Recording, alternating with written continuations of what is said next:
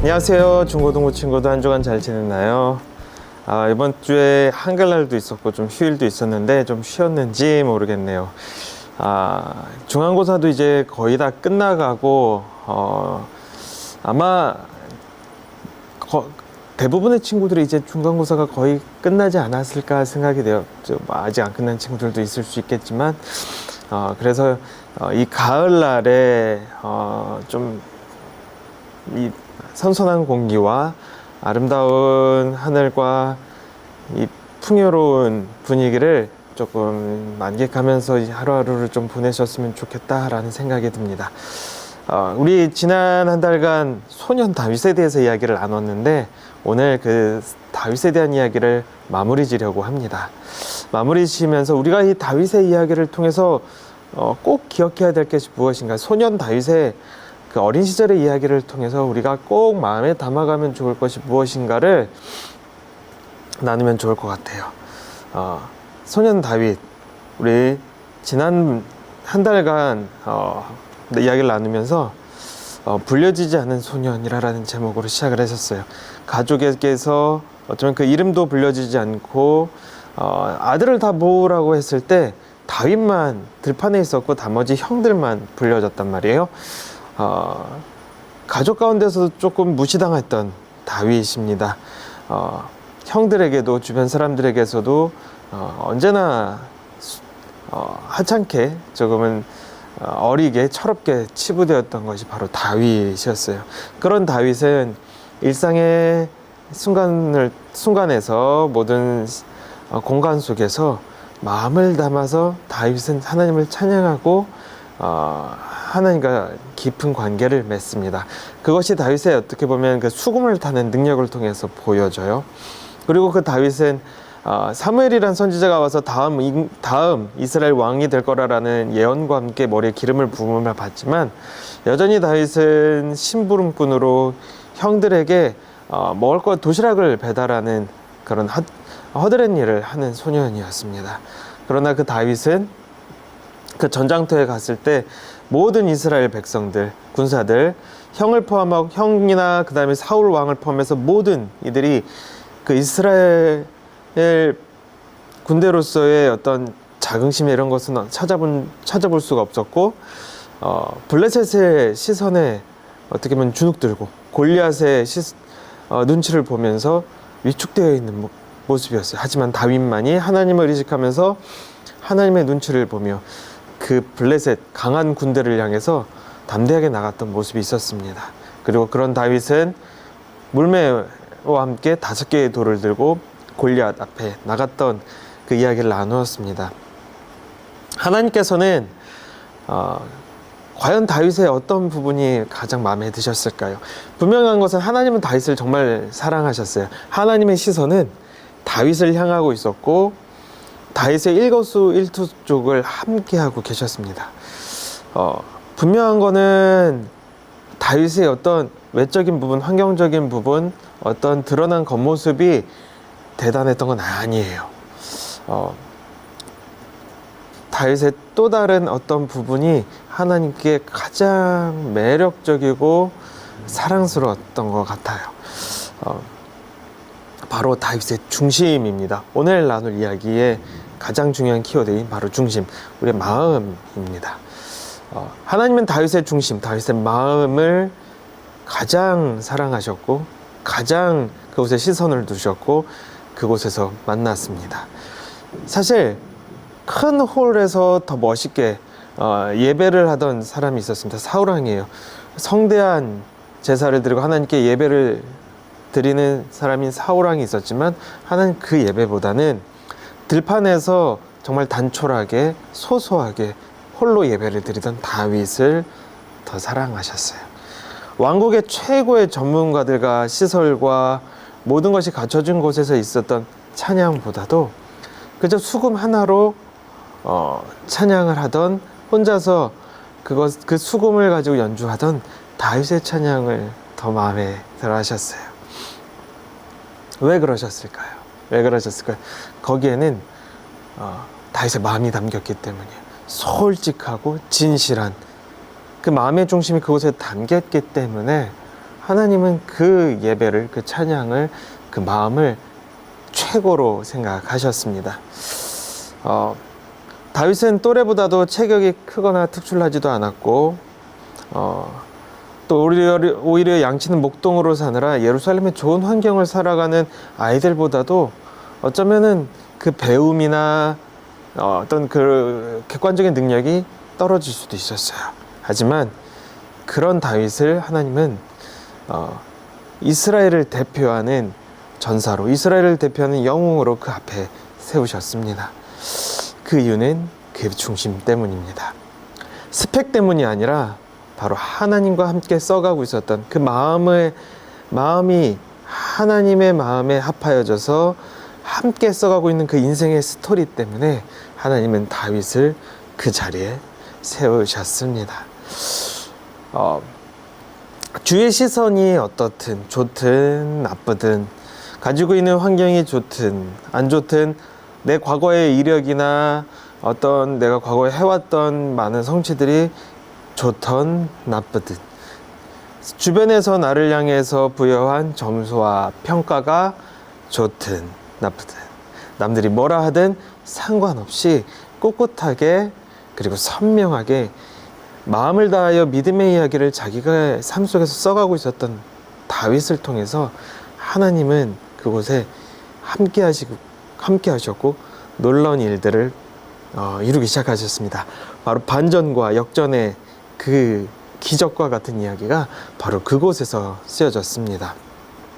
하나님의 반전, 하나님의 기적은, 그 역전의 이야기는 바로 여러분의 일상 아주 사소한 곳에서 시작합니다. 근데 그냥 사소한 것이 아니에요.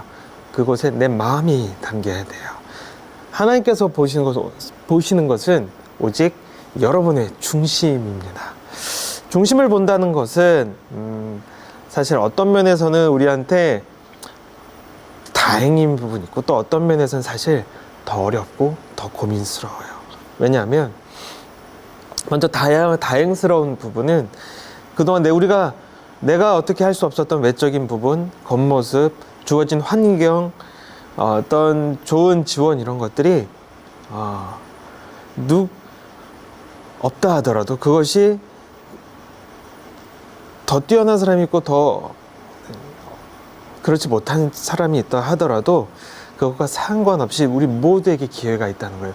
먼저 시작한 사람 혹은 나중에 시작한 사람, 그 모든 것과 상관없이 누구에게나 동일하게 기회가 주어졌다라는 것, 누구나 그 출발점에 다 설 수 있다라는 것은 어떻게 보면 다행인 일이에요. 하지만 사실 더 어려운 거는 단순히 어떤 점수나 평가나 어떤 그런 겉모습으로 그것이 충분하지 않다는 거죠. 그것으로 끝나지 않는다라는 거예요. 진짜 우리의 진실한 마음이 들어가야 된다라는 것이, 이게 사실 더 어렵고 고민되는 부분입니다. 우리의 진실한 마음이 중심이 향한다라는 것은 생각보다 어려워요. 왜냐하면 우리의 마음은 쉽게 현혹돼요. 겉모습에 현혹되고 쉽게 불안하고 또 두려워하고, 또 때로는 금방 우쭐대기도 하고 또 금방 위축되기도 하는 게 우리의 마음이에요. 또 때로는 성급해지고 조급해지기도 하고, 때로는 나태하고 안일해지기도 하죠. 또 우리는 주변의 시선에 언제나 신경 쓰고 의식하고, 그것 때문에 우리는 걱정하기도 하고 근심하기도 합니다. 우리의 마음은 정말 오르락내리락 불안해하고 왔다 갔다 합니다. 그렇기 때문에 우리의 마음의 중심을 딱 잡고 그 진실한 마음으로 단단하게 한 걸음 한 걸음 걸어가는 것은 되게 어려워요. 그 어려웠던 그 모습에 대한 그 예가 바로 이스라엘 병사들이에요. 얼마나 그 마음들이 위축되고 쉽게 불안해하고 두려워하고 조급해하고 시선에 신경 쓰나요. 그렇기 때문에 사실 우리가 이 마음의 중심을 하나님께 드린다라는 것, 우리 마음의 중심으로 한 걸음 한 걸음 나아간다는 것은 어쩌면 더 어려운 거예요.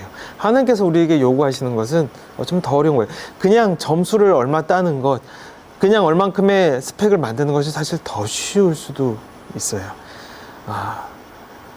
그렇기 때문에 우리가 하나님 앞에서 마음의 중심을 하나하나 해간다는 것은 더 많은 노력과 더 많은 고민과 더 많은 마음의 어떻게 보면은 우리 마음을 빚어가는 그런 많은 시간들이 필요한 것 같아요. 그렇지만 우리에게 하나님께서는 이야기하십니다. 언제든 기회가 있고 언제든 그 마음을 다잡고 우리가 그 마음을 예쁘게 빚어갈 수 있는 시간과 기회를 계속해서 열어주신다는 거예요. 무엇을 통해서요? 우리의 일상을 통해서입니다. 전 여러분들에게 이 소년 다윗의 이야기를 통해서 그것을 기억했으면 좋겠어요. 내 마음을, 내 일상을 통해서 하나하나 빚어가고 다져가고, 그리고 일상을 통해서 하나님께 더욱더 다가가는 그 작은 한 걸음 한 걸음 한 걸음을 쌓아가는 그런 훈련을 하기를 도전해 봅니다. 여러분들이 그 시간들을 도전해 가면서 그 일상들을 채워갈 때 대단치 않고 사소해 보이는 그 여러분들의 하루하루를 통해서 분명한 것은 하나님은 놀라운 일들을 준비하고 계실 거다라는 거예요. 그 기적과 같은 일들, 역전과 같은 일들, 반전과 같은 일들은 여러분들의 그 사소한 일상들, 매일의 일상을 통해서 그곳에서 만나는 하나님을 통해서 하나님은 만들어 가실 거예요. 하나님의 아들 예수 그리스도는 어떤 특별한 한 사건으로 탕 하고 끝난 것이 아니에요. 바로 여러분의 그 하루하루의 소소한 일상 속으로 들어오셨고 함께 하기를 원하시고 함께 그 길을 걸어가기를 원하시는 마음으로 우리 삶에 찾아오신 분이 바로 예수님입니다. 여러분들이 이 청소년의 시기를 걸어갈 때 많은 힘든 일도 있고 때로는 지치기도 하고 때로는 즐겁고 감사한 일도 많을 텐데 그 모든 시간을 하나님과 함께 그 스토리를 써갔으면 좋겠습니다.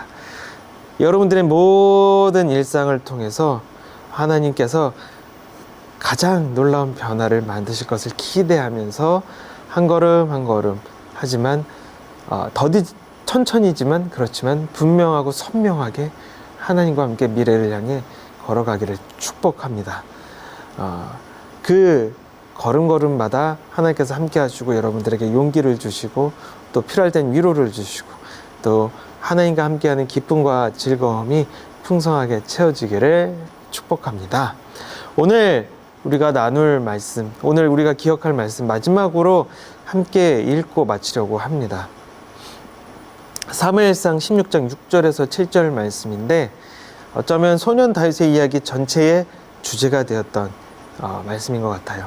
우리 이 말씀을 읽고 오늘 이 긴 우리 한 달간의 소년 다윗의 이야기를 마무리하도록 하겠습니다. 사무엘상 16장 6절에서 7절 말씀입니다. 이새와 그의 아들들이 도착했을 때 사무엘은 엘리압을 보았습니다. 사무엘은 생각하였습니다. 틀림없이 여호와께서는 여기 서 있는 이 사람을 뽑으셨을 것이다. 그러나 여호와께서 사무엘에게 말씀하셨습니다. 엘리압의 멋있는 모습과 키 큰 모습을 보지 마라. 나는 엘리압을 뽑지 않았다. 내가 보는 것은 사람이 보는 것과 같지 않다.